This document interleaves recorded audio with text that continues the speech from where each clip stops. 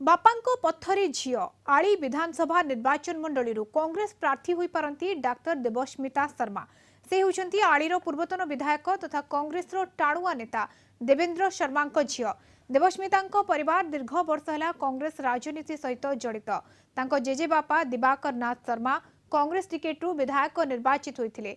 केन्द्रापड़ा जिला राजकनिका ब्लॉक अधीन कंडिया हाट प्राथमिक स्वास्थ्य केन्द्र में डाक्तर भाव में कार्यरत थे देवस्मिता। तेज से चाकरी इस्तीफा देते इस्तीफा पत्र राजकनिका गोष्ठी स्वास्थ्य केन्द्र मेडिकल ऑफिसर को प्रदान करिसेंती।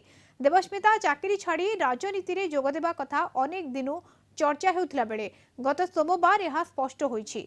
आली निर्वाचन मंडली कांग्रेस तांको प्रार्थी करिबो बोली देवस्मिता आशा प्रकाश करिसेंती। पाठ पढ़ा समय कांग्रेस राजनीति सहित से जड़ित थिले। युवा कांग्रेस जड़े सक्रिय सदस्य भाव में गर्जन समावेश मंग धरी चर्चा को आसीथिले। विगत विधानसभा निर्वाचन समय बापांको पाई मध्य से प्रचार मैदान को ओह्लाइथिले। मु तो आशा ही अच्छी मोर राजनीति हूँ गोटे राजनीति परिवार रू आसे।